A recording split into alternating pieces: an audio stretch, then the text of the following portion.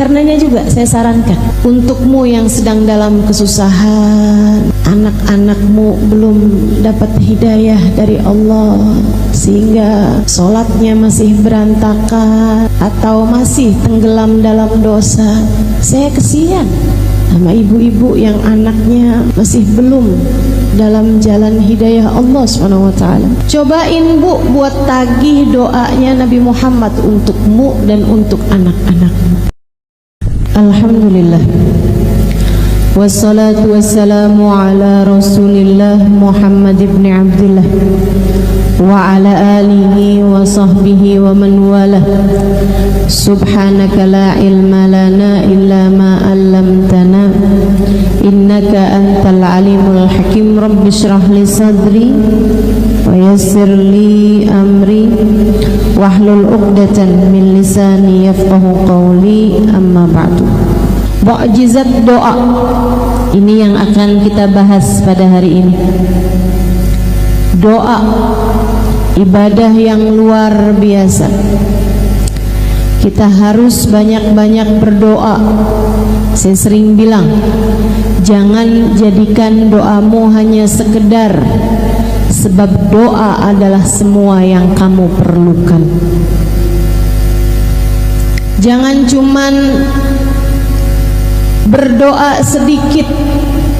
Kamu justru sebaiknya sedikit-sedikit berdoa. Dikit-dikit doa, dikit-dikit doa. Itu yang seharusnya kita lakukan.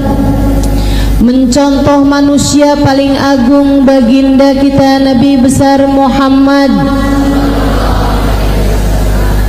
Nabi itu selalu berdoa.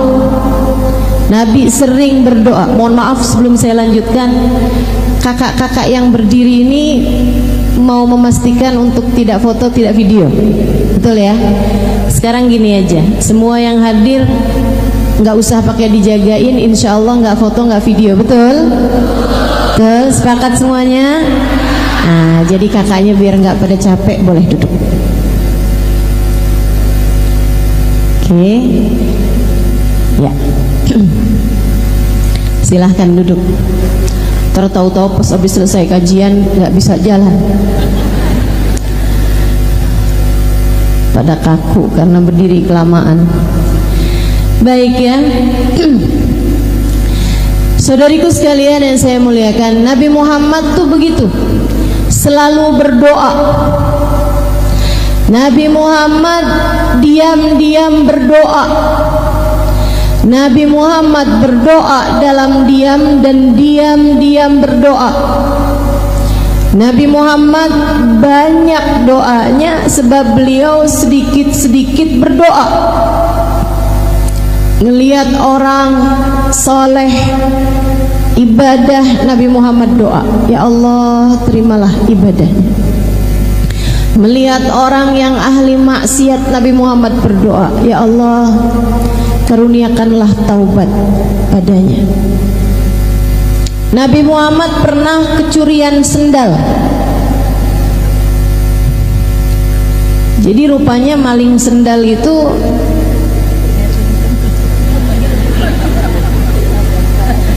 ada sanadnya ya. Tapi kalau ngambil sanad tuh yang bagus-bagus aja gitu.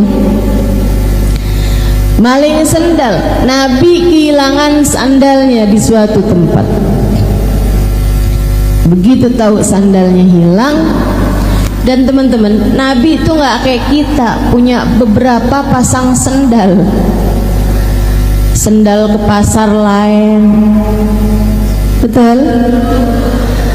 Sendal ke pasar ikan lain, sendal rumah lain, sendal jalan-jalan lain, sendal kondangan lain. Begitu? Nabi nggak gitu. Nabi hanya punya sepasang sendal. Kalau hilang artinya Nabi Muhammad nggak lagi punya sendal. Tahu gitu kok sendalnya Nabi hilang.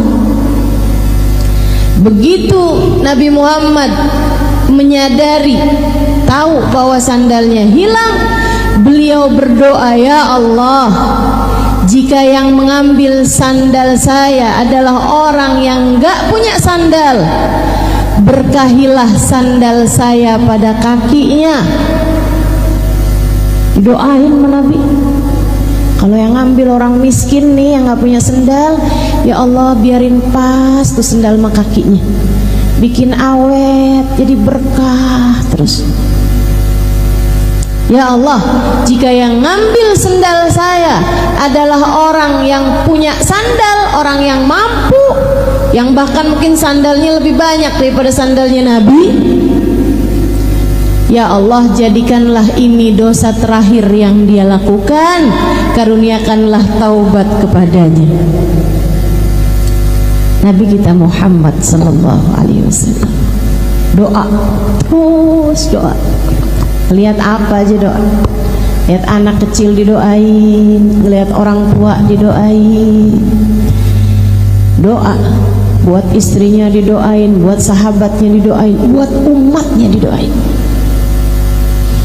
Kita ini adalah keberkahan dari doa orang-orang terdahulu kepada kita. Satu waktu Sayyidah Aisyah melakukan sesuatu hal yang bikin senang Nabi Muhammad. Nabi senang. Kemudian Nabi Muhammad mendoakan Sayyidah Aisyah, Allahumma ighfir li Aisyah ma qaddamat ma akharat ma alanat ma asarat ma alimat ma lam ta'lam. Ya Allah, ampunilah Aisyah ya Allah, dosa-dosanya yang dulu-dulu ataupun yang baru-baru. Ya Allah, ampuni Aisyah ya Allah, dosanya yang dia lakukan sendirian, diam-diaman, atau yang dia lakukan terang-terangan. Ampuni Aisyah ya Allah, dosanya yang dia tahu ataupun yang dia nggak tahu. Sayyidah Aisyah dengar didoain kayak begitu, senangnya luar biasa sampai semburat merah keluar di pipi beliau. Senyum-senyum Sayyidah Aisyah. Nabi Muhammad tanya, "Farihti bidu'ai ya Aisyah? Kamu senang karena mendengar doaku ini wahai Aisyah?" "Bala ya Rasulullah, hadzal yaum id indi." Betul wahai Rasul, ini hari kayak lebaran buat saya. Nabi Muhammad bilang, "Ya Aisyah, inni da'autu bihadhihi da'wah fi kulli lailah li ummati." Aisyah, saya berdoa dengan doa yang seperti ini tiap malam. Tiap malam, sesudah panjang solat Nabi Muhammad, sesudah panjang berdiri Nabi Muhammad, sesudah panjang sujud Nabi Muhammad membenamkan dirinya dalam doa. Ya Allah, ampunilah, ampunilah, ampunilah. Buat siapa wahai Rasul? Li ummati, untuk umatku. Untuk umat kita nih, umatnya. Keberkahan doa-doanya Nabi Muhammad. Jadi kalau kamu lagi susah, tahu-tahu dikasih kemudahan, kamu pikir karena saya adalah istri yang solehah. Belum tentu. Bisa jadi itu adalah keberkahan dari doa orang tuamu. Bisa jadi itu adalah ijabah dari doa nenek kakekmu. Bisa jadi kamu mendapatkan keberkahan dari doanya Nabi besar Muhammad sallallahu alaihi wasallam. Sebab bagaimanapun kamu adalah bagian dari umatnya. Karenanya juga saya sarankan untukmu yang sedang dalam kesusahan, anak-anakmu belum dapat hidayah dari Allah sehingga sholatnya masih berantakan atau masih tenggelam dalam dosa, kan saya kesian sama ibu-ibu yang anaknya masih belum dalam jalan hidayah Allah SWT. Saya kesian. Cobain Bu buat tagih doanya Nabi Muhammad untukmu dan untuk anak-anakmu. anak saya. Kasihanilah dia ya Allah. Ya Allah, ampuni dosanya. Bukankah anak saya adalah umat Nabi Muhammad? Dan bukankah kabarnya Nabi Muhammad selalu mendoakan kami umatnya? Ya Allah, ampuni dosa anak saya. Tarik dirinya ya Allah, bawakan ke jalan taat padamu.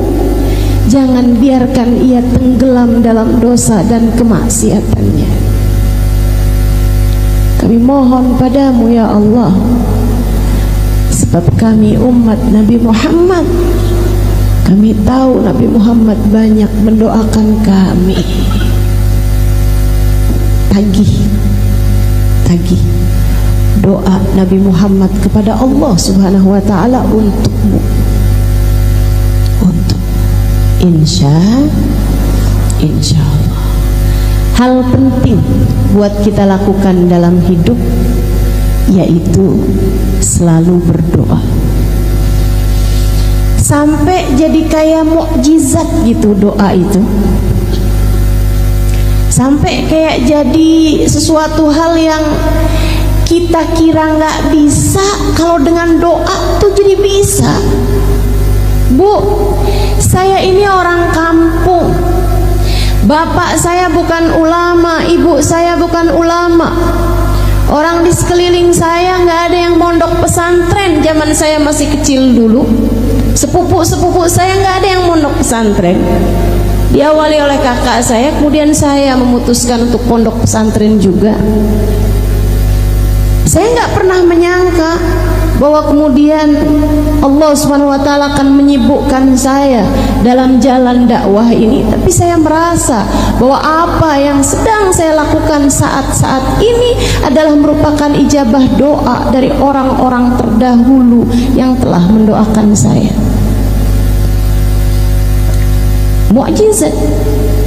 Mukjizat. Dengan doa yang bukan siapa-siapa jadi sesiapa. Dengan doa segala kesulitan berganti kemudahan. Dengan doa yang gak mungkin jadi mungkin. Dengan mukjizat doa segala yang mustahil menjadi mungkin. Jangan remehkan doa. Jangan remehkan doa. Ustazah, saya kepengen anak saya jadi ulama. Doa. Tapi anak saya udah terlanjur besar-besar. Cucu deh kalau enggak. Lucu. Doa. Doa aja terus. Kita nggak pernah tahu, teman-teman, bagaimana doa akan mengubah yang mustahil menjadi mungkin. Kita nggak pernah tahu. Kenapa bisa begitu, Ustazah? Karena ketika kamu berdoa, kamu berurusan dengan yang memiliki kendali terhadap semesta. Remotnya semesta ini Allah Subhanahu wa ta'ala yang pegang. Innama amruhu idza arada syai'an ay yaqula lahu kun. Sungguhnya urusan Allah Subhanahu wa ta'ala, apabila menghendaki segala sesuatu tinggal berkata jadilah, maka jadilah sesuatu tersebut. Buat orang mungkin kayak mustahil, tapi buat Allah apa sih yang mustahil? Semuanya jadi mungkin. Karenanya jangan berhenti berdoa dan jangan remehkan doa, sebab itu adalah sumber kekuatanmu yang sesungguhnya. Saya ulangi, doa adalah sumber kekuatanmu yang sesungguhnya. Maka jangan remehkan doamu dan jangan jauh-jauh dari doa. Doa terus. Jangan sedikit berdoa, akan tetapi kamu seharusnya sedikit-sedikit berdoa. Insya Allah. Urusan ijabahnya itu insya Allah. Man wuffiqa lid-du'a lam yuhramul ijabah, kata Sayyidina Ali. Siapa yang ditakdirkan berdoa, Allah akan berikan kepadanya ijabahnya. Sebab meskipun berdoa itu kayak saya kepengen, saya mau minta sama Allah, saya mau doa sama Allah, kayak kamu gitu yang menghendaki, pada kenyataannya hanya yang dikehendaki Allah untuk berdoa, dia yang akan berdoa. Kita lihatnya kayak kita yang maju duluan baru Allah ijabah, padahal sebenarnya undangannya udah dikasih duluan. Padahal sebenarnya Allah Subhanahu wa ta'ala menghendaki, maka Allah Subhanahu wa ta'ala menjadikan hamba-hamba yang diinginkan dekat dengannya, dialah yang kemudian akan menyibukkan dirinya dengan berdoa. Makanya ayat tentang doa salah satu dari ayat favorit saya dalam Al-Quran. Salah satu, ada beberapa ayat-ayat yang lain, dan semua ayat-ayat Al-Quran memiliki keindahan-keindahannya tersendiri, memiliki sir-sirnya tersendiri. Kalau saya sebut sebagai ayat favorit saya, karena saya merasa bahwa ayat ini indah, kena buat saya, dan saya rasa itu juga kena buat kamu. Salah satu dari ayat indah, ayat yang kena buat saya adalah ayat mengenai doa ini. A'udzubillahi minasyaitonir rajim. Wa idza sa'alaka 'ibadi anni fa inni qarib. Ujibu da'watad da'i idza da'an. Falyastajibu li wal yu'minu bi la'allahum yarshudun. Wa idza sa'alaka ibadi anni fa inni qarib. Apabila ada hambaku, bukan hambaku, hamba-hambaku, ibad. Apabila ada hamba-hambaku bertanya kepadamu wahai Nabi Muhammad tentang aku, fa inni qarib, katakan padanya sesungguhnya aku dekat. Ujibu da'watad da'i idza da'ani, aku akan mengijabah doa siapapun yang berdoa padaku. Aku akan mengijabah doa dari yang berdoa padaku. Atau aku akan menjawab panggilan siapapun yang memanggil-manggil namaku. Falyastajibu li, maka sampaikan pada umatku, umatmu untuk berdoa dan meminta padaku. Wal yu'minu bi, katakan pada mereka agar percaya padaku. La'allahum yarshudun, niscaya mereka akan mendapatkan petunjuk. Indah banget bukan? Indah banget bukan? Seorang sahabat bertanya kepada Nabi Muhammad, Allahu ba'id hatta unadi am huwa garib hatta unaji. Rasul, saya punya pertanyaan. Allah itu jauh sehingga aku harus memanggilnya, ataukah Allah itu dekat sehingga aku cukup berbisik dengannya? pertanyaan yang sangat indah, pertanyaan yang sangat bagus sekali ditanyakan seorang sahabat mewakili kita umat Nabi Muhammad sallallahu alaihi wasallam. Allahu ba'id hatta unadi am huwa qarib hatta unaji. Allah jauh sehingga saya harus panggil. Ini kan kalau saya mau ngomong sama yang ada di luar masjid misalnya jauh, saya harus panggil dia gitu kan, harus berteriak bahkan, hei,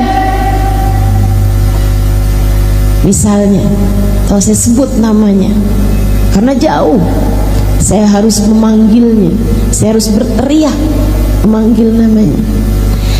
Tapi kalau orangnya di samping saya, ngapain saya teriak-teriak? Saya cukup bisik-bisik sama dia, hei. Dia akan menjawab, kenapa Halimah? Kan begitu. Tapi kalau jauh kan, hei, jawabnya juga itu, iya.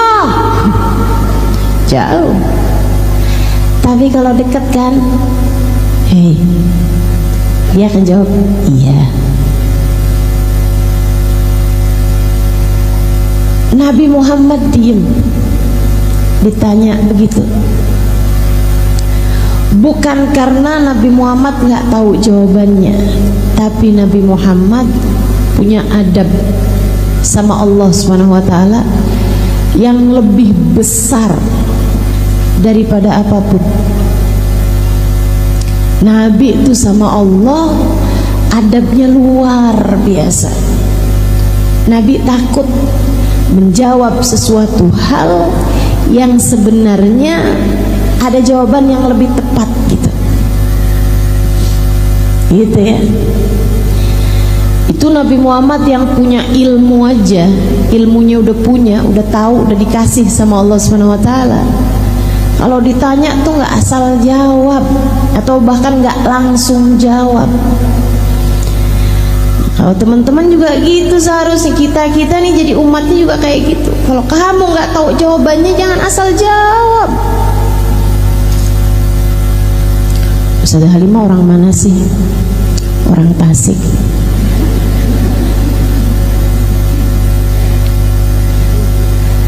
Kan namanya asal jawab. Kalau kita nggak pasti-pasti, jangan jawab. Sehingga sekalian, apalagi kalau ditanyanya perkara urusan hukum tentang Allah, tentang Rasulullah, tentang hukumnya ibadah, tentang tauhid dan seterusnya, tentang agama, ini jangan asal jawab. Nantinya jadi orang-orang yang kata Nabi Muhammad, fadallu wa adallu. Mereka pun menyesatkan dan kemudian menjadikan orang lain tersesat. Mereka sesat dan kemudian menyesatkan orang lain. Nabi diam. Saat itulah Allah SWT mengutuskan malaikat Jibril untuk memberitahu kepada Nabi Muhammad jawaban yang ditanyakan oleh sahabat ini. A'udzubillahi minasyaitonirrajim. Wa idza sa'alaka ibadi anni fa inni qarib. Apabila hambaku bertanya kepadamu, wahai Nabi Muhammad, apakah aku dekat ataukah aku jauh, sampaikan padanya fa inni qarib. Sungguhnya aku Allah adalah zat yang dekat. Saudaraku sekalian, fakta bahwa Allah dekat adalah sesuatu hal yang sangat melegakan bagi saya dalam hidup saya. Fakta bahwa Allah Subhanahu wa ta'ala adalah zat yang dekat dengan diri kita adalah fakta yang seharusnya membuat kita selalu tenang dalam segala keadaan. Allah dekat dengan kita. Kamu takut dari apa? kalau kamu tahu bahwa Allah dekat denganmu? Kamu sedih dari apa kalau kamu tahu Allah dekat denganmu? Ustazah, Allah itu beneran dekat. Dekat. Sedekat apa? Saya kasih tahu. Sedekat apa? Sedekat seseorang dengan bayangannya? Bukan. Sebab bayangan akan hilang saat kegelapan. Allah tak pernah hilang. Lantas sedekat apa Ustazah? Biarkan Allah sendiri yang menjawabnya. Saya kalau bayangin dekat, sedekat ruh dengan tubuh. Saya kalau bayangin dekat, karena kita nggak bisa gerak, nggak bisa pejam mata, nggak bisa tidur, nggak bisa bangun kecuali dengan ruh yang menempel dalam tubuh kita.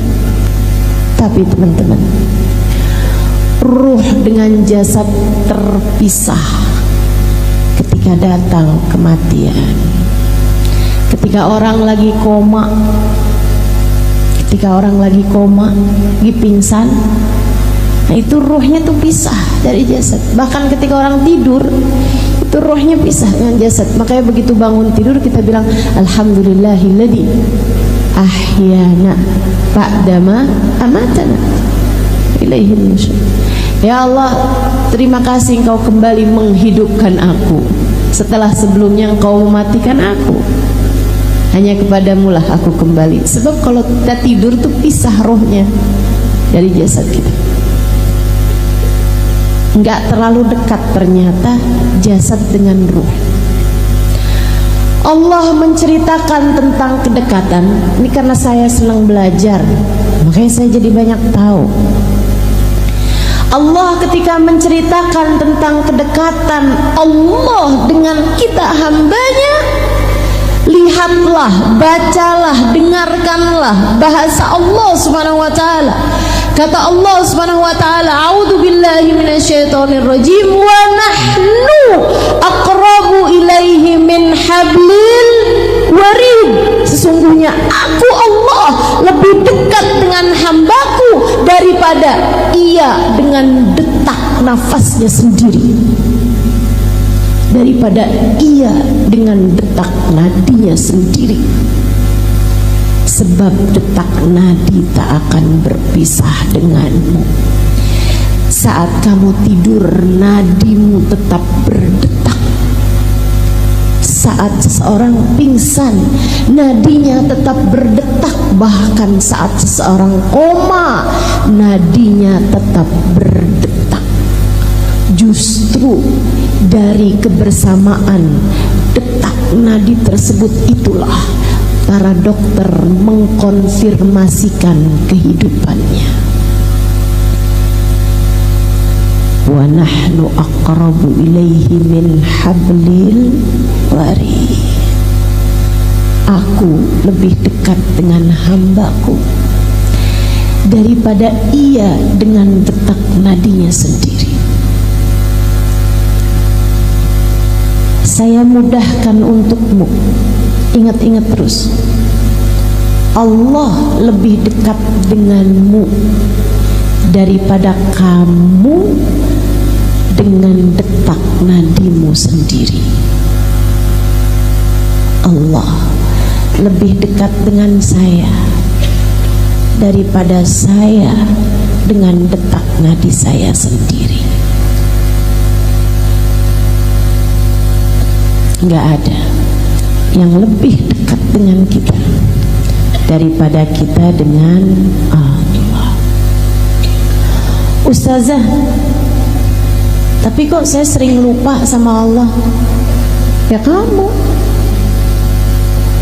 Tapi Ustazah, saya kok nggak ngerasa deket sama Allah? Ya kamu. Tapi kok saya ngerasa jauh gitu Ustazah dari Allah? Ya kamu. Bukan Allahnya, kamunya. Dan itu artinya kamu menyia-nyiakan karunia terbesar yang Allah berikan dalam dirimu. Kamu punya peluang untuk merasakan kedekatan dengan Allah Subhanahu wa ta'ala, tapi kamu kemudian menyia-nyiakannya. Salahmu sendiri. Salahmu sendiri. Ada yang begitu dekat denganmu, malah kamu tinggalkan. Yang gak jelas mendekat kepadamu, malah kamu berusaha untuk mengejarnya mati-matian. Yang membahagiakanmu, menenangkanmu, yang membuatmu bahagia, membuatmu senang, membuatmu tenang, kamu malah meninggalkannya. Yang membuatmu gelisah, membuatmu galau, membuatmu cemburu, membuatmu sedih, membuatmu terluka, kamu malah mengejarnya mati-matian. Siapa yang salah selain dirimu sendiri itu? Allahnya selalu dekat. Bahkan kalau kamu baca sifat-sifatnya Allah dalam Asmaul Husna, teman-teman, Allah itu punya sifat mudad, punya sifat berlawanan. Allah punya sifat yang berlawanan. Allah maha mengampuni, tapi Allah juga maha menghukum. Ada yang diampuni, ada yang dihukum. Kan berlawanan itu. Ini orang dihukum apa diampuni nih? Kan begitu ya? Ada yang dihukum, ada yang diampuni. Allah maha lemah lembut, tapi Allah juga maha latif. Allah juga maha jabbar, qahhar, maha garang, maha kuat, maha kejam. Allah juga maha lembut, maha penuh kasih sayang, tapi juga al-muntaqim, al-jabbar, sifat yang berlawanan. Tapi Allah punya sifat qarib, dekat.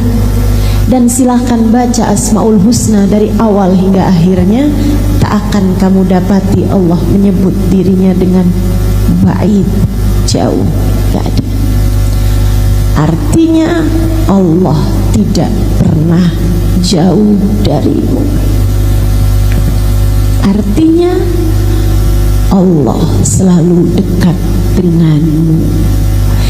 Jangan sia-siakan kedekatanmu dengannya. Wa idza sa'alaka 'ibadi anni fa inni qarib ujibu da'watad da'i idza da'an. Aku mengijabah doa siapapun yang berdoa padaku. Falyastajibuli, maka mintalah padaku. Wal yu'minu bi, dan tetaplah percaya padaku. Kalian akan selalu berada dalam jalan petunjuk. Kalian akan selalu berada dalam jalan terang. Kamu tidak akan berada dalam kegelapan. Jadi kalau kamu ngerasa kok hidup saya nih kayak dalam masa-masa gelap, saya sekarang ini kayak di langit hidup saya nih kelabu. Kenapa ya? Kelabu langit saya tidak juga tersingkirkan. Kenapa saya habis ini kena ini, habis ini kena ini? Kayak sedih mulu nih hidup saya nih, kayak gelap mulu nih hidup saya. Kamu tahu jawabannya sekarang. Karena kamu kurang dekat. Bukan Allahnya, tapi kamu kurang dekat dengan Allah Subhanahu wa ta'ala. Kamu sih menjauh terus, kamu sih menghindar terus, Kamu sih dikasih kesempatan seindah ini dalam kehidupan untuk berdoa, untuk meminta, untuk berzikir, untuk dekat dengan Allah Subhanahu wa taala, tapi kamu yang berlari-lari menghindar, menjauh darinya, hingga Allah kemudian ulurkan tali kepadamu berupa musibah demi musibah yang sebenarnya tujuan Allah adalah hendak menarikmu kembali di sisinya. Karenanya sering saya sampaikan kepada para istri yang mengadu kepada saya, "Ustazah, suami saya ninggalin saya. Ustazah, suami saya kesangkut." Sangkut apa? Pagar janda belakang rumah.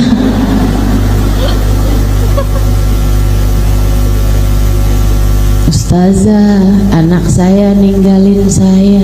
Ustazah, sahabat saya ninggalin saya. Ustazah, saat ada orang di sekelilingmu meninggalkanmu,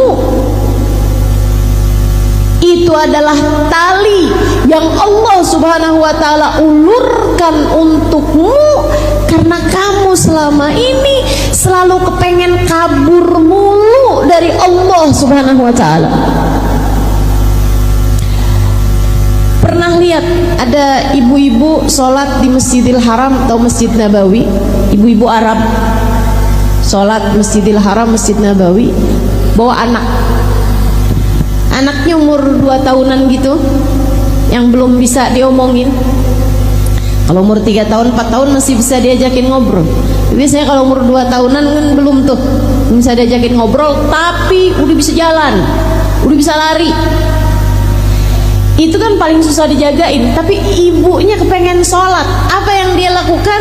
Dia pakein tali ke anaknya. Pernah lihat?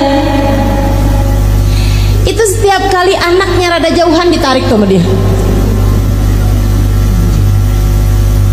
Kayak gitu tuh Allah Subhanahu wa taala kepadamu. Si anak berasa sakit ketika ditarik, sama kamu juga begitu. Ketika datang ujian dalam kehidupan, kamu berasanya sakit. Saya nggak pernah sesakit ini, kata seorang istri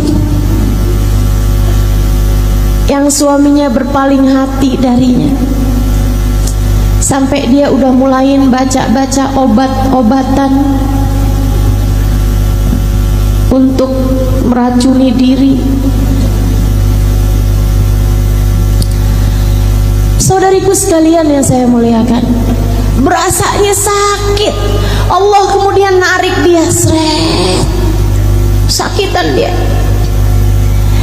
Tapi ketika ibu tersebut itu narik anaknya, karena dia benci, sebel sama anaknya sehingga ditarik-tarik begitu, ataukah karena ibu tersebut sayang sama anaknya sehingga nggak mau anaknya jauh-jauh darinya? Allah kayak gitu sama kamu. Ditariknya kamu dengan ujian demi ujian dalam kehidupan untuk membuatmu dekat dengannya dan tidak kemana-mana. Karenanya kepengen hidupnya tenang, damai, jangan kemana-mana. Tetaplah bersama Allah. Tetaplah bersama Allah. Melegakan sekali ya. Alhamdulillah. Ustazah, rumah tangga saya berantakan. Ustazah, saya udah gak sanggup lagi menghadapi kenyataan. Hidup saya jungkir balik Ustazah. Saya sekarang putuskan untuk tinggalkan aja laki-laki itu. Anakmu berapa? 6.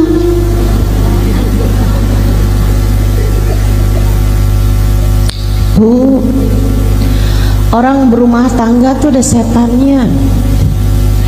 Setannya juga apa ya? Setannya tuh kayak penuh politik gitu.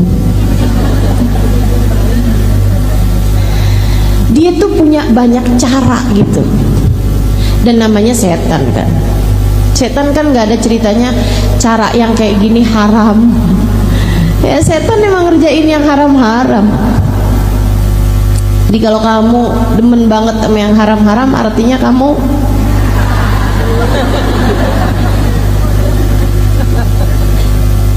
rumah tangga tuh ada setannya.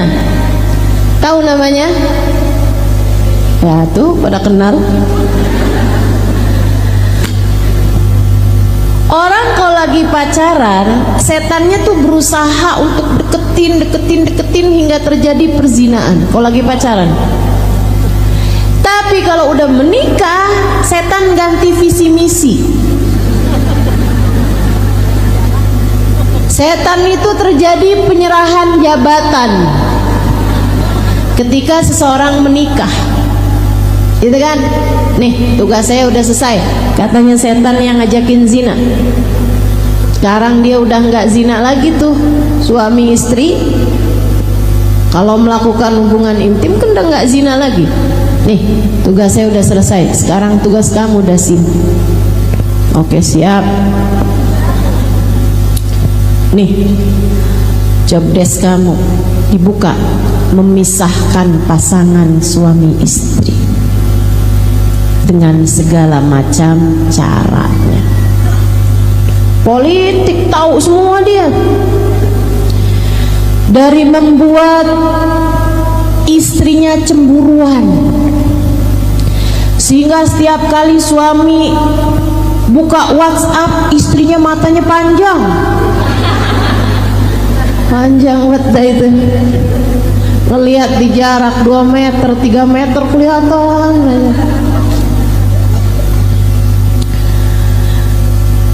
Sehingga kalau suaminya nerima telepon, telinganya panjang. Masya Allah. Dia nggak tahu ada dasim lagi ngebisikin. Suami kamu ngapain tuh?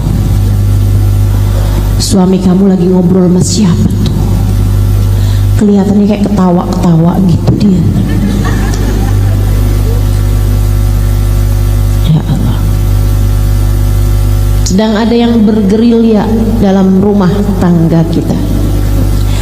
Kamu kemudian mencari pembenaran, ustazah, lebih baik mencegah daripada mengobati. Kamu nggak tahu itu bahasanya dasim itu. Nggak ada ceritanya kayak begitu. Suamimu miliknya Allah, kamu pun miliknya Allah. Semua manusia di atas muka bumi ini miliknya Allah Subhanahu wa ta'ala. Udah gak usah sibuk sama perlakuan orang padamu, sibuk saja kamu dengan apa yang menjadikan penyebab kedekatanmu dengan Allah Subhanahu wa ta'ala. Saudaraku sekalian, kamu menjalani kehidupan sebagai perjalanan panjangmu menuju Allah, maka jangan biarkan apapun mengalihkan hal tersebut darimu. Udah aja, biarin, Allah, serahkan semuanya kepada Allah. Saudaraku sekalian saya muliakan, jangan pernah mau jauh-jauh dari Allah Subhanahu wa ta'ala. Hidupmu berantakan. Allah ketika lihat nih hatinya kemana-mana, tidak bersama denganku, akhirnya kemudian Allah lihat dia tambah jauh, Allah lemparkan ujian-ujian dalam kehidupan. Mendekatlah terus kepada Allah. Gimana caranya mendekat? Falyastajibuli. Berdoalah, ud'uni astajib lakum. Berdoalah niscaya akan aku ijabah, kata Allah Subhanahu wa taala. Berdoalah, niscaya akan aku ijabah. Enak bener gitu doang ya Allah. Iya, itu doang. Panggil namaku, aku akan jawab panggilanmu. Minta padaku, aku akan memberi kepadamu. Teman-teman saudaraku sekalian, bener banget kalau Sayyidina Umar bin Khattab sampai bilang, inni la akhaf du'ai ghairu mustajab. Saya nggak takut doa saya nggak mustajab, nggak takut saya. Saya nggak takut doa saya nggak diijabah, saya nggak takut. Yang saya takutkan adalah Allah tidak lagi mengizinkan saya untuk berdoa. Ketika seseorang dalam hidupnya nggak doa, dia kira dia yang ngerasa nggak perlu mendoa, padahal kenyataannya Allah yang tidak mengizinkan dia untuk memanggil-manggil namanya. Kenapa? Karena dia sudah tidak lagi berharga di sisinya. Maka berdoalah, jangan pernah jauh-jauh dari doa. Jangan pernah jauh-jauh dari Allah dengan selalu kamu memanggil-manggil namanya dalam doa. Dalam sholat kamu doa, terutamanya di sujud-sujudmu itu. Ya Allah, jangan tinggalin saya. Ya Allah, ampuni saya.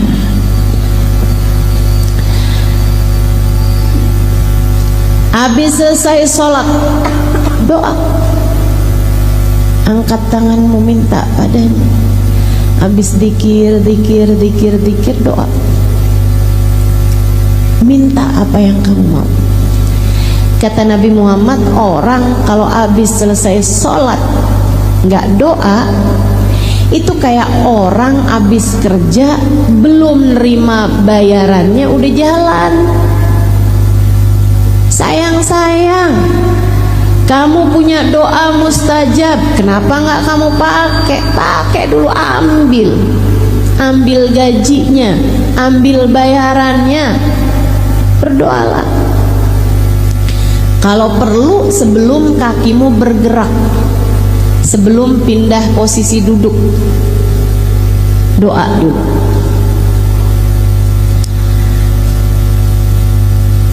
Habis selesai sholat kan istighfar dulu 3 kali. Astaghfirullah, astaghfirullah, astaghfirullah. Allahumma antas salam wa minkas salam wa ilaika ya'udus salam. Fahyina rabbana bis salam wa adkhilnal jannata. Habis itu kemudian baca ayat kursi, kemudian baca subhanallah 33 kali, alhamdulillah 33 kali, Allahu Akbar 33 kali, akhiri dengan la ilaha illallah wahdahu la syarikalah lahul mulku wa lahul hamdu yuhyi wa yumit wa huwa ala kulli syai'in qadir. Kemudian angkat tanganmu doa. Angkat tanganmu doa. Apa yang menjadi hajat-hajatmu? Keperluan kita sama Allah tuh banyak sekali. Ustazah, kan doa saya nih banyak nih Ustazah. Kadang-kadang waktunya tuh sempit. Apa yang seharusnya saya minta?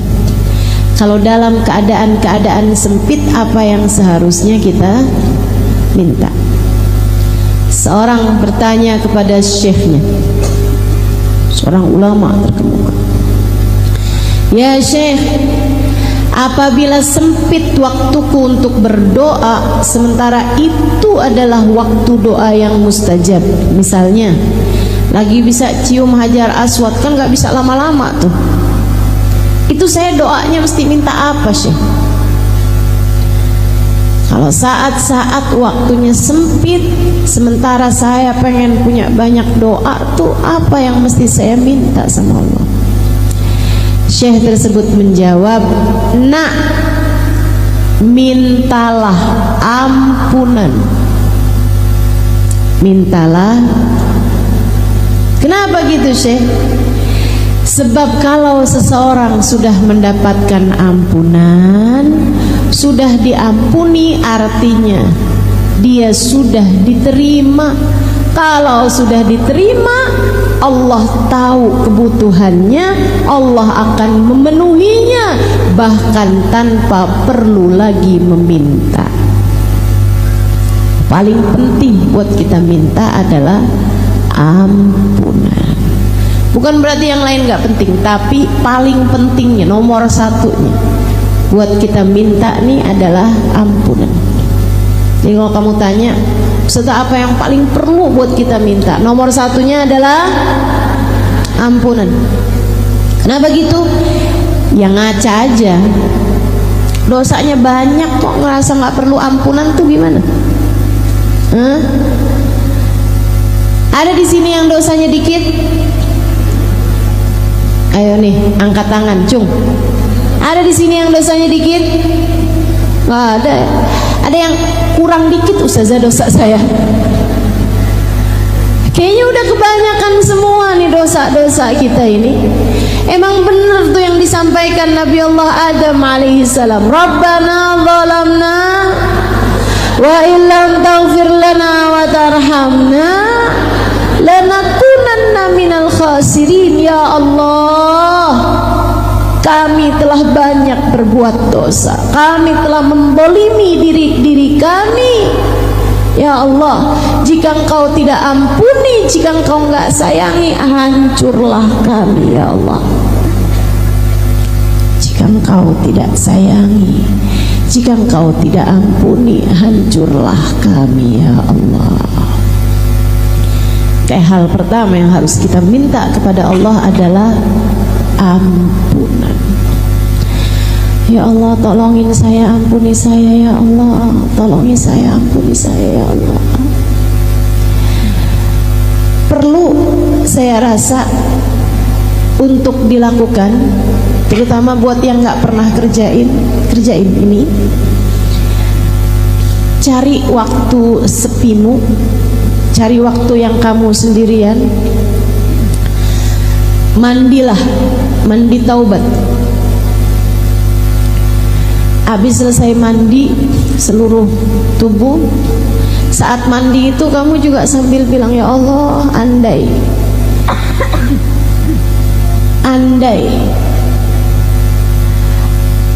semudah ini membersihkan diri dari dosa-dosa, andai membersihkan dosa semudah membersihkan badan ini ya Allah, hanya Engkau yang dapat melakukannya ya Allah.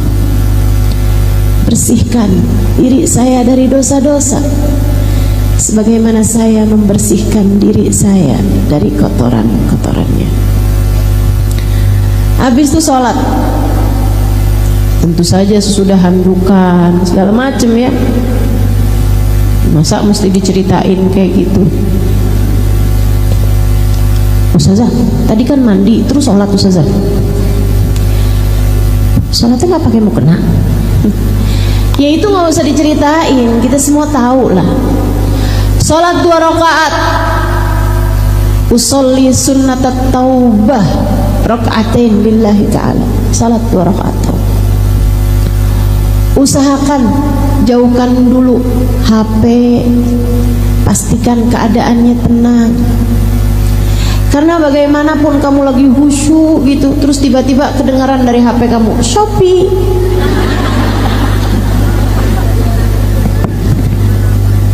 berantakan kan? Barang saya yang mana nih yang sudah datang? Saudara sekalian, salat 2 rakaat. Habis selesai salat, angkat tanganmu, kemudian berdoa. Saat sujud kamu dalam sholat juga banyakin doa. Kata Nabi Muhammad, aqrab ma yakunul abad min rabbih fahuwa sajid fa'akthiru fihi du'a faqamin an yustajabalah. Tempat terdekat seorang hamba dengan Allah Tuhannya adalah saat dia sedang sujud. Maka perbanyaklah doa dalam sujudmu, sangat mungkin doamu diijabah. Hanya saja sholat itu ada peraturannya. Peraturan dalam sholat tidak diperkenankan melafalkan bahasa selain dengan bahasa Arab. Sehingga kalau kamu mau berdoa dengan doa hajat-hajatmu, dengan doa sesuai dengan bahasamu kan bukan bahasa Arab, ya kan? Jadinya kalau kamu mau berdoa sesuai dengan bahasamu sendiri, dan itu jauh lebih enak teman-teman, jauh lebih nikmat. Tidak usah dilafalkan pakai lisanmu, cukup dengan kamu hadirkan di dalam hati. Bahasa hati tenang aja, itu jauh lebih sampai kepada Allah Subhanahu wa taala daripada bahasa lisanmu yang tidak keluar dari hatimu. Allah mendengarkan hati kita lebih terang daripada kita mendengarkan ucapan dari lisan seseorang.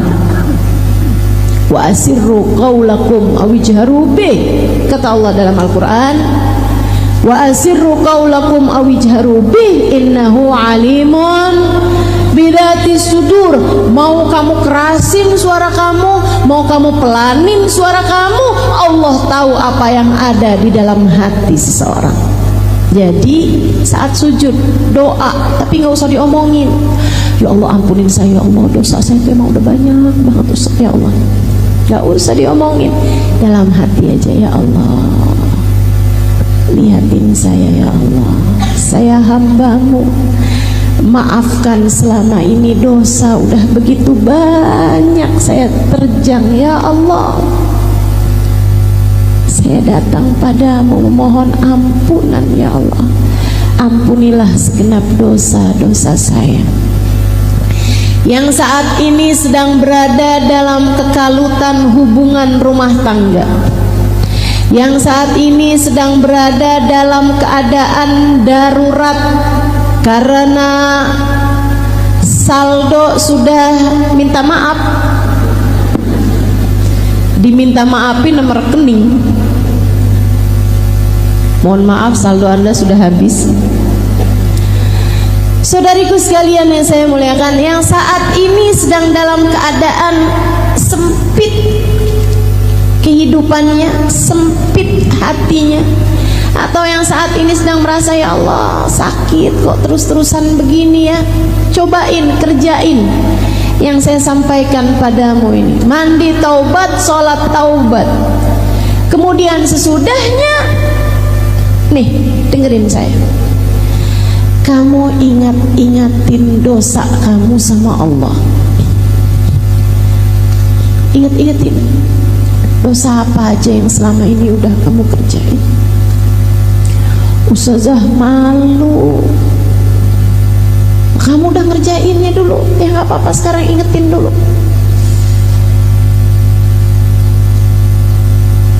Kok kayak gitu ya saya?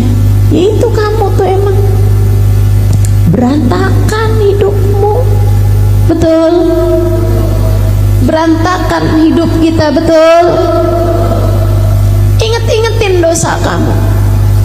Lihat-lihatin lisan kamu pernah berdosa apa aja, telinga kamu pernah berdosa apa aja, mata kamu pernah berdosa apa aja, hati kamu pernah berdosa apa aja.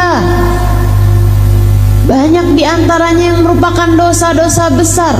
Enggak ustazah, saya nggak pernah zina, saya nggak pernah minum minuman keras, saya nggak pernah ngebunuh orang ustazah, saya nggak pernah kerjain dosa-dosa besar. Riba? Riba bagaimana? Ada banyak di antara kita. Saya bahkan mendengar kabar, fakta yang saya berharap semoga ibu-ibu yang ada di sini nggak sampai kena begituan. Bu, Indonesia ini adalah negara dengan judol terbesar seluruh dunia. Kata nenek-nenek, judol apa saja? Judi online, Nek. Terjebak pada judi. Kok bisa perempuan-perempuan pada main judi? Gara-garanya adalah karena mereka ngambil pinjol. Nenek-nenek nanya lagi, pinjol apaan dong saja? Pinjaman online, Nek.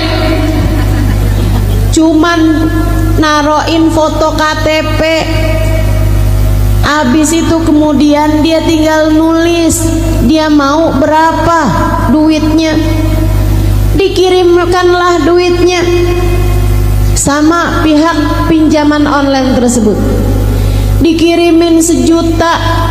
Itu dalam beberapa waktu bunganya naik-naik terus, sampai kadang-kadang hutangnya cuma 3 juta.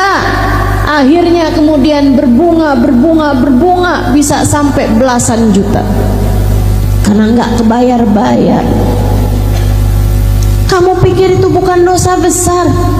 Dosa besar dari hutang riba itu adalah dosa besar, besar sekali, bukan besar aja, besar banget. La'anallahu akilur riba wa mukila wa katiba wa syahidah. Allah melaknat orang yang makan riba. Allah melaknat orang yang dikasih makan riba. Kamu ngambil hutang atau kamu menghutangi dengan riba, itu kamu dilaknat Allah Subhanahu wa taala. Bahkan wakatibah, adminnya, yang nulisnya, wasyahidah, bahkan saksinya, apalagi yang mengompori orang buat hutang riba. Pinjemin gue dong, susah banget nih saya. Gak usah banyak-banyak lah, 500.000 aja. Kamu tuh kalau susah-susah kamu pinjem aja tuh di online. Emang gimana caranya? Gini nih. Termasuk la'anallah, Allah melaknat mereka itu. Dosa besar. Ditaubatin teman-teman saudaraku sekalian, ditaubatin, ditinggalin. Caranya gimana Ustazah biar kita nih nggak terjebak dengan hutang riba? Caranya adalah dengan tidak berhutang. Jangan utang. Kalau utang nggak usah pakai riba gitu Ustazah. Bukan, jangan berhutang. Jangan gampang utang. Bu, Kak, Dek, nah, sesedikit apapun yang kamu punya cukup untuk membiayai hidupmu. Tapi sebanyak apapun yang kamu punya nggak akan cukup untuk membiayai gaya hidupmu. Jadi kalau pengen hidupmu tenang, jangan banyak gaya. Jelas? Jelas? Nggak usah kepengenan sama HP yang dipunyai sama iparmu. Gak usah kepengenan sama baju yang dipunyai sama tetanggamu. Gak usah kepengenan sama tas yang dibelikan oleh seseorang kepada istrinya. Gak usah. Gak usah. Saya kepengen juga dong.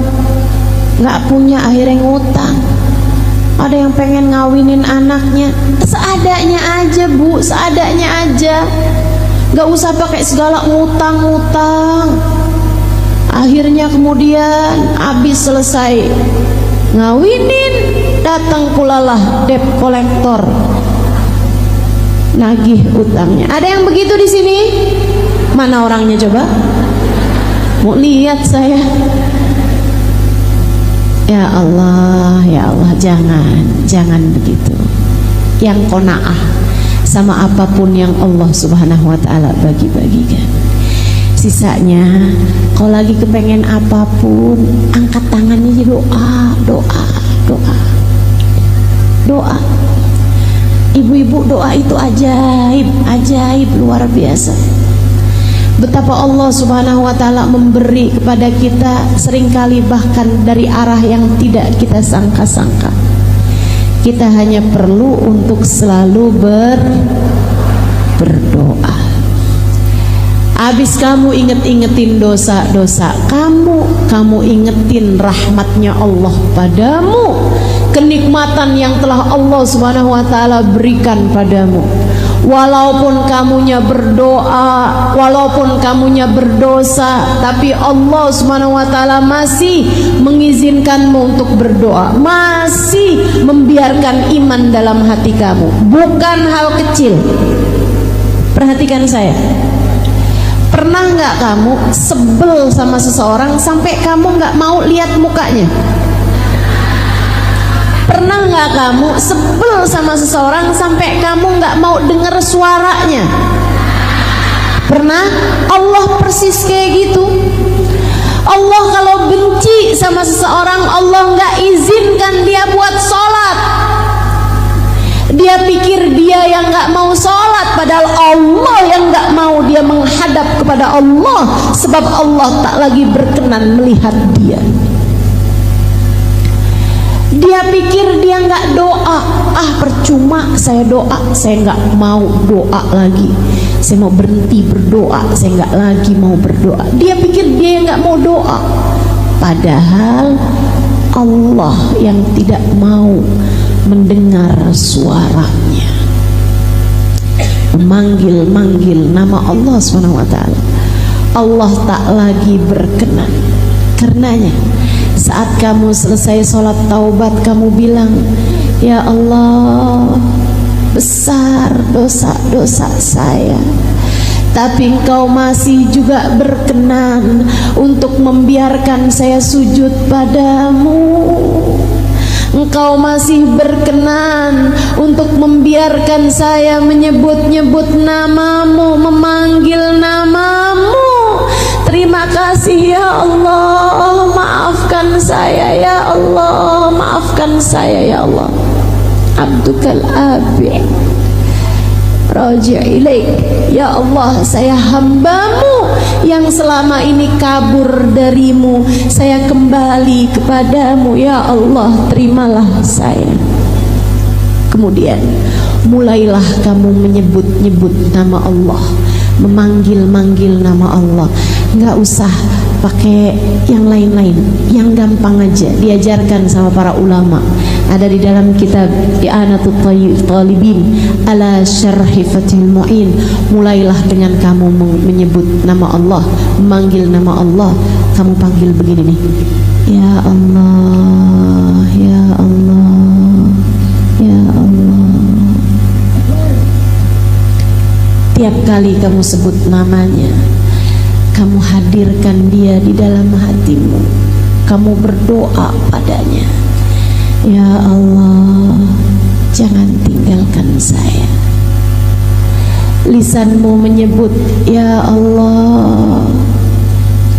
Hatimu berbisik, tetaplah ada untuk saya.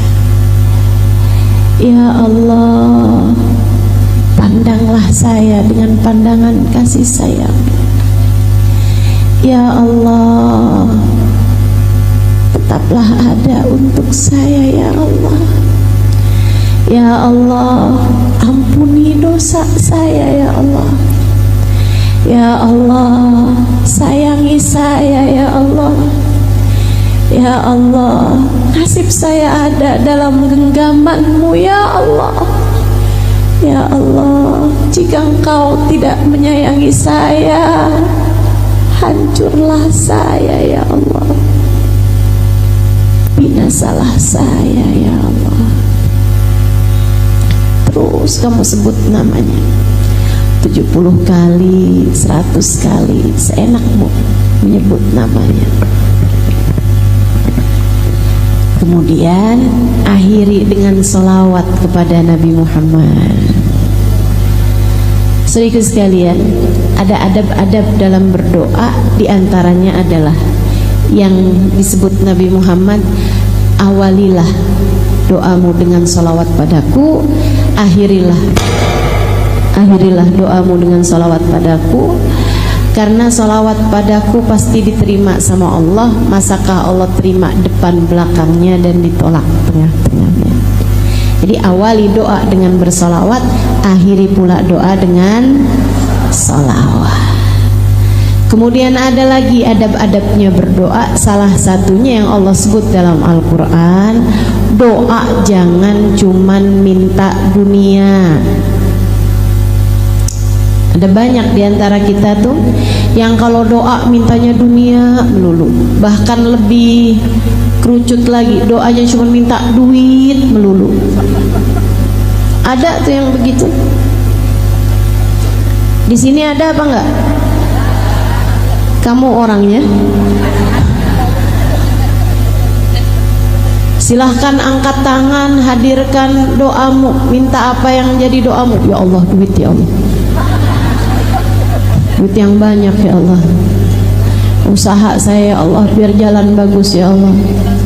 Ya Allah biar saya bisa bayar utang ya Allah. Ya Allah duit ya Allah. Saya perlu buat beli rumah ya Allah. Ya Allah duit ya Allah, saya perlu buat beli tanah. Ya Allah duit ya Allah, saya perlu buat ganti HP. Ya Allah duit ya Allah, saya pengen pergi haji. Amin katanya.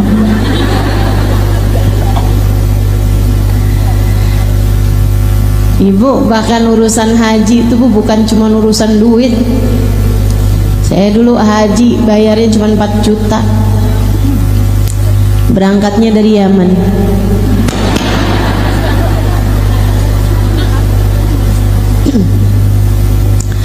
Teman-teman saya ikut sekalian yang saya muliakan, jangan cuman minta harta, jangan cuman minta dunia, apalagi cuman sekedar minta duit.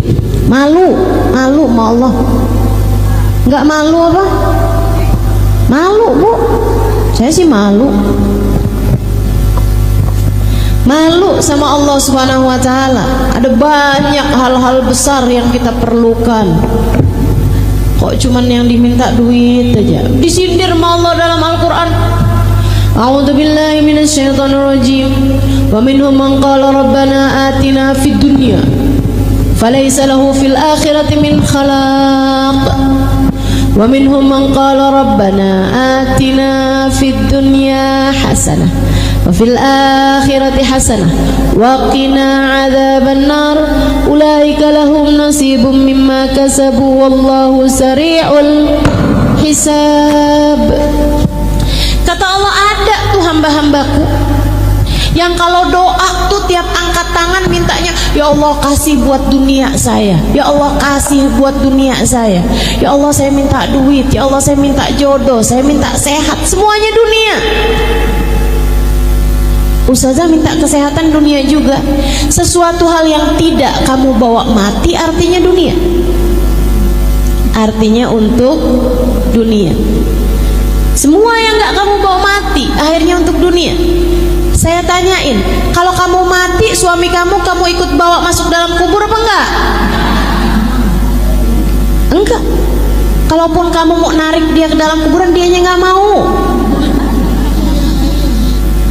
Kalau saya mati, kamu mati juga ya bang? Ogah. Sedikit sekalian saya mulai, apapun yang tidak kamu bawa mati bagian dari dunia, dan apapun yang tidak kamu bawa mati jangan kejar mati-matian. Hartamu, rumahmu, termasuk suamimu, termasuk anak-anakmu bagian dari dunia. Gak usah segitunya minta. Saya menikah udah lebih daripada 20 tahun, tapi saya nggak dikasih anak, belum dikasih anak, nggak tahu saya. Nggak dikasih anak sama Allah Subhanahu Wa Taala. Apakah saya minta mati-matian urusan anak? Enggak. Ngapain? Yang saya minta mati-matian adalah ampunan. Yang saya minta mati-matian adalah hidayah. Yang saya minta mati-matian adalah kasih sayang Allah Subhanahu wa taala kepada saya. Saudaraku sekalian yang saya muliakan, tuh yang harus kamu minta. Kemudian lagi adab kita untuk berdoa. Pastikan rezeki yang masuk di dalam perutmu, makananmu halal. Sebab kalau orang rezekinya haram, fa anna yustajabalah. Kata Nabi Muhammad, bagaimana mungkin doanya akan diijabah sama Allah? Innallaha thayyib la yaqbalu illa thayyiba. Allah itu bagus, Allah itu baik, Allah itu indah, tidak akan menerima yang haram-haram. Yang jelek-jelek, yang syubhat, yang haram gak akan diterima sama Allah Subhanahu wa taala. Jadi kalau kamu kepengen doamu mustajab, ibadahmu diterima, jadi ringan mengerjakan kebaikan-kebaikan, saudariku sekalian yang saya muliakan, pastikan rezekimu halal. Ustazah, bukannya minta keutuhan rumah tangga itu sesuatu yang baik? Iya. Tapi kan suami nggak kita bawa mati, Ustazah. Betul, suami nggak kita bawa mati. Tapi hubunganmu dengan suamimu itu hubungan yang sangat panjang hingga sampai di akhirat. Dengarin saya. Nabi Muhammad mengatakan, ayu mamratin salat fardha, samat syahraha, wa ta'at zawjaha, faltadkhulul jannah min ayyi babin sya'at. Kalau ada seorang perempuan salatnya bagus, puasanya bagus, walaupun dia nggak punya puasa sunnah, nggak punya salat sunnah, tapi dia punya amal ibadah yang lain, yaitu dia benar sama suaminya, dia taat sama suaminya, dia bagus sama suaminya, nanti di akhirat dia boleh masuk surga dari pintu manapun yang dia inginkan. Jadi kamu berdoa meminta hubungan baik, rumah tangga yang bagus di atas muka bumi ini, artinya kamu sedang meminta surgamu sendiri. Tapi doanya bukan asal, ya Allah jadikanlah suamiku tidak pernah berpaling hati dariku, jangan biarkan ada pelakor menjadi yang ketiga dalam rumah tangga kami. Bukan gitu doanya, ya, bukan gitu doanya. Ya Allah jadikan suamiku tergila-gila padaku. Jangan. Saudara sekalian, doanya gimana? Ya Allah jadikanlah saya istri yang solehah bagi suami saya. Doa begitu. Ya Allah jadikanlah rumah tangga kami sebagai rumah tangga yang kau pandang dengan kasih sayang-Mu ya Allah. Kemudian siapa yang kepengen rumah tangganya utuh, rumah tangganya bagus, rumah tangganya dalam cinta dan kasih sayang Allah, seringlah berdoa bersama-sama, sholatlah dengan berjamaah, mengerjakan kebaikan bersama-sama, sedekah barengan, baca Quran, baca zikir habis sholat bersama-sama. Orang kalau sering beribadah bersama-sama pasangan suami istri, Allah melihatnya sebagai satu kesatuan. Dengarkan saya, yang sudah dipersatukan oleh Allah, tidak ada sesiapapun yang dapat memisahkannya. Siapapun yang dipersatukan Allah, tidak ada siapapun yang dapat memisahkannya. Bersatunya dengan apa Ustazah? Bukan dengan harta, bukan dengan jabatan, bukan dengan rupa. Bukan berarti kalau saya cantik suami saya nggak akan kemana-mana. Siapa bilang? Siapa bilang? Ibu-ibu sekalian, kalau kamu kepengen hati suamimu nggak kemana-mana, tidak kepada yang haram, akan tetapi kepadamu yang halal, jadilah kamu hamba Allah Subhanahu wa taala yang salehah. Sebab Allah kalau cinta sama seorang hamba, Allah jadikan hati hamba-hambanya yang saleh-salehah mengarah kepadanya. Gitu. Tenang, hati suami kamu tuh adanya dalam genggaman Allah. Jangan dikit-dikit cerai, jangan dikit-dikit nuntut suami, Kamu gak bisa kayak suami orang. Maksud kamu selama ini kamu bukan orang gitu? Saya gak mau hidup sama kamu, dah saya mau pisah aja sama kamu. Gak gitu ceritanya, gak gitu. Minta keutuhan rumah tanggamu sama Allah. Jadilah istri yang salehah dan beribadahlah bersama-sama. Insya Ustazah, doain anak itu termasuk dari minta dunia? Bukan, itu bagian dari minta agama. Tapi kan anak kan gak saya bawa mati Ustazah. Betul, anakmu gak kamu bawa mati. Tapi apa yang dikerjakan sama anakmu sesudah kamu mati nanti, jika ia adalah kebaikan, akan mengalirkan pahala kepadamu dalam alam kuburmu. Dan jika dia adalah dosa demi dosa, bisa jadi mengalirkan dosanya ke dalam alam kuburmu. Karenanya kamu harus terus-terusan minta kepada Allah Subhanahu wa ta'ala agar anak-anakmu dijadikan anak-anak yang soleh-solehah, hingga dia dapat menjadi qurrat ain, jadi penyejuk hati bagimu di dunia sampai kelak ketika kamu sudah berada dalam alam kuburmu. Minta. Wa minhum man qala rabbana atina fid dunya hasanah wa fil akhirati hasanah wa qina adzabannar. Kita kalau doa minta, ya Allah, karuniakanlah kepada kami dunia kami kebaikan, akhirat kami kebaikan, jauhkan kami dari siksa api neraka-Mu ya Allah. Ulaika lahum nasibum mimma kasabu. Kalau yang kamu minta adalah akhirat selain daripada kamu minta dunia, maka Allah Subhanahu wa ta'ala akan memberi sesuai dengan doamu itu. Dan juga Allah Subhanahu wa ta'ala sari'ul hisab, adalah zat yang cepat dalam membalas. Maka yuk kita akhiri majelis kita ini dengan kita udah ngerti sekarang. Kita harus terus-terusan berdoa. Dan kita juga ngerti doa kita biar diijabah, awali dengan salawat, akhiri dengan salawat. Doanya jangan cuma minta urusan dunia, dan juga pastikan rezeki yang masuk dalam diri kita adalah rezeki yang halal. Kita juga udah ngerti hal terbaik yang harus kita minta kepada Allah Subhanahu wa ta'ala lebih daripada apapun adalah ampunan, dan selebihnya doa-doa kebaikan-kebaikan bagi agama kita, bagi hati kita. Minta minta dikaruniai guru, minta dikaruniai kesehatan hati lebih daripada kesehatan badan, minta dijauhkan semua sifat-sifat yang tercela, minta biar Allah Subhanahu wa ta'ala mengaruniakan hati yang penuh dengan kehusyuan, hati yang penuh dengan qanaah, hati yang penuh dengan keikhlasan, hati yang bersih, jauh dari kebencian-kebencian.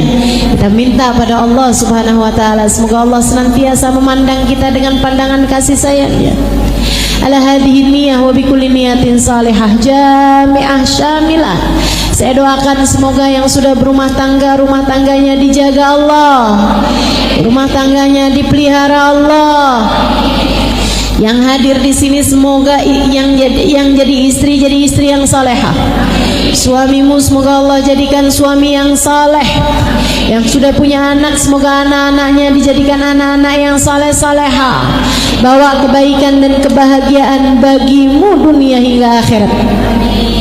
Untuk segala kebaikan-kebaikan kita minta pada Allah Subhanahu wa ta'ala. Ya Allah, jauhkan saya dari dosa-dosa dan dekatkan saya dengan taat padamu ya Allah. Jauhkan kami dari dosa-dosa dan dekatkan kami dengan taat dan ibadah padamu ya Allah. Ala hadhihi niyyah wa bikulli niyatin salihah jami'ah syamilah ila hadratin Nabi Muhammad sallallahu alaihi wa alihi wasallam. Al-Fatihah bersama-sama. A'udzu billahi minasyaitonir rajim. Alhamdulillahi rabbil alamin, arrahmanir rahim, maliki yaumiddin, iyyaka na'budu wa iyyaka نستعين اهدنا الصراط المستقيم صراط الذين أنعمت عليهم غير المغضوب عليهم ولا الضالين آمين. اللهم بحق الفاتحة برمة الفاتحة بركة الفاتحة تفتح لنا أبواب الخير تعاملنا معاملة أهل الخير تكفينا من جميع الفتن والمهن والبؤس والضير إنك ولي كل خير ومتفضل بكل خير برحمتك ya arhamar rahimin. Ya Allah, pandanglah semua yang hadir di majelis ini dengan pandangan kasih sayang. Lihat semuanya ya Allah, lihat semuanya ya Allah, yang tuanya, yang mudanya ya Allah, yang datang dari dekat maupun yang datang dari jauh ya Allah. Lihat semuanya ya Allah, yang solehah dan yang belum solehahnya ya Allah. Lihat semuanya ya Allah, yang dosanya sedikit, yang dosanya banyak. Lihat semuanya ya Allah, yang aibnya sedikit, yang aibnya banyak. Lihat semuanya ya Allah, yang baik, yang belum baik. Lihat semuanya ya Allah, lihat semuanya ya Allah, yang selama ini telah engkau cinta ataupun yang selama ini belum engkau cinta. Lihat semuanya ya Allah, kemudian ampunilah semuanya ya Allah. Bukankah engkau adalah zat yang maha dermawan, dan bukankah sang dermawan memberi sesuai dengan kebutuhan? Maka yang perlu ampunan banyak, kasih ampunan yang banyak padanya ya Allah. Yang perlu ampunan besar, kasih padanya ampunan yang besar ya Allah. Kami mohon kepadamu ya Allah, ampunilah semuanya ya Allah, biar ringan jalan hidupnya ya Allah. Ampunilah semuanya ya Allah, agar saat datang ajal menjemputnya, dia mati dalam husnul khatimah. Agar saat ajal datang menjemput kami, kami menghadapmu dalam husnul khatimah. Ya Allah, ampuni semua dosa-dosa kami ya Allah. Tutupkan segenap aib-aib kami ya Allah. Kabulkan segenap hajat-hajat kami ya Allah. Bereskan segala urusan-urusan kami ya Allah. Karuniakan kepada kami rezeki yang halal, yang thayyib, yang berkah. Rumah tangga kami jagakan ya Allah, seperti mana engkau telah menjaga rumah tangga para kekasih-kekasihmu ya Allah. Seperti engkau telah menjaga rumah tangga Nabi Muhammad dan Sayyidah Khadijah. Seperti engkau telah menjaga rumah tangga Sayyidah Fatimah dan Sayyidina Ali. Seperti engkau telah menjaga rumah tangga hamba-hamba tercinta di sisimu ya Allah. Jadikan kami istri yang solehah, jadikan suami kami suami yang soleh, imam yang baik dalam rumah tangga kami. Jadikan anak-anak kami anak-anak yang soleh-solehah ya Allah. Kami menyayangi anak-anak kami, sayangilah mereka ya Allah. Kami menyayangi anak-anak kami, sayangilah mereka ya Allah. Maafkan kami tidak dapat menjaga mereka seperti yang kau inginkan. Bukankah engkau mengatakan ku anfusakum wa ahlikum nara, jagalah diri kalian dan anak kalian dari api neraka ya Allah.